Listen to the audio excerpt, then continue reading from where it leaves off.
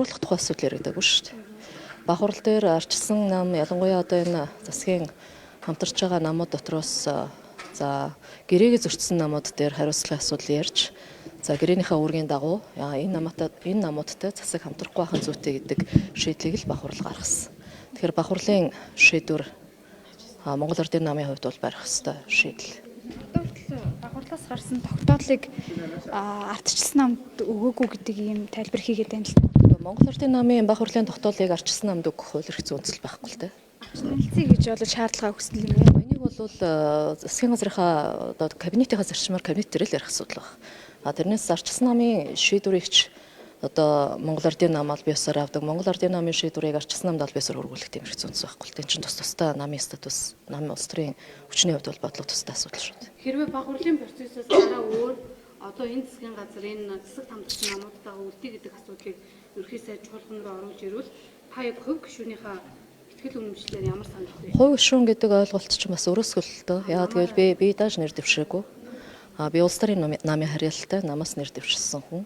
Намын шийдвэрийг бид яаж гаргадаг вэ гэхээр одоо манай эрх баригчдад байгууллага намын хувьд бол одоо бахурс шүү дээ. Яг гэж бид олонхоор шийдэл гаргаж байгаа үлээ. Олонхын шийдэл дээр засаг огцруулах тухай асуудал яригдаг гэдгийг би дахиж хэлье. Засагт хамтарч байгаа намуудын асуудлыг бол хөндөж ирсэн. Тэгэхээр тэр шийдлийн байр суурин дээр одоо бас дахин ямар нэгэн одоо хуралдаанаар шийдвэрлэх тухай асуудлын тэр яригдаагүй байгаа үед бол бид нар энэ байр суурин дээр л байна. Ерөнхийдөө оюутны хувьд бол хамтарсан засаг биш бол ажиллаа өгнө гэдэг зүйлийг бахурал дээр ч гэсэн ярьсан гэж байна шүү дээ. Энд дээр одоо ингээ хамтарсан засаг биш бол ажиллаа өгөөд дараагийн засаг гарч За яг албан ёсны мэдээлэл бол хийгдэг байна. Албан ёсоор бол мэдээлэл хийгдэг байна. Тэр бол одоо ерхий сайдын намын даргын хувьд бол бас өөрийн байр суурь байх. Тэний үед ямар байр суурь? Үгүй энэ ерхий сайдын өмнөөс би байр суурь илэрхийлэхгүй шүү дээ, тий. Ер нь бол бид аль болох энэ засаг төрийн бодлого доктортой байж ижил урт хугацаанд явна шүү дээ. Тэрнээс бол ер нь тэгээд энэ чинь бид нар сүүлийн 30 гаруй жил олон удаа л одоо бас засаг төр солигдлоо, өөрчлөгдлөө. Тэглээгээд бид нарт хоцсон зүйл байхгүй шүү дээ. Хамтарсан засгийн газар гэрээг зөрчсөн гэдэг шүү дээ. Яг ямар За өнөөдрийн байдлаар би ямар итгэл үнэмшлэр өгөө яг за би нэгдүгээр бахурлын гишүүн болоогүй байгаа.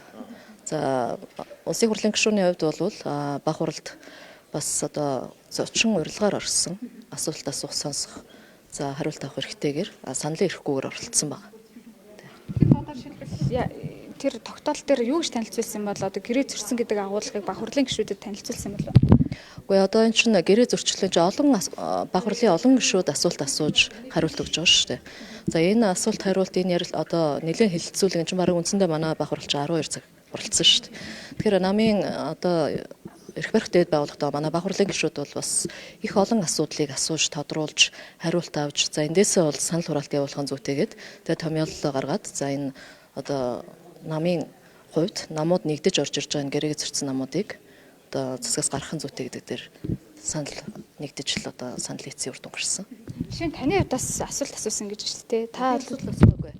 Зочин бол өөрөө тийм эрхтэй оролцдог юм аа л гэж бодож урилгаар. Дөрөнд нь яг улсын хурлын гишүүн, засгийн газрын гишүүд, баг хурлын гишүүн байна гэж заасан шүү дээ. Яг тэгээд энэ чинь тэгээд нөгөө нэг орон гарах асуудлаараа шийдэгддэг намын дүрмээр бас. Тэгэхээр нөгөө өмнөх одоо магадгүй парламентын гишүүн байсан хүмүүс за тэгээд бас орон гарсан хүмүүсийн асуудлыг хурлаараа шийдчихэж дараагийн баг хурлын гишүүдэд томилдог.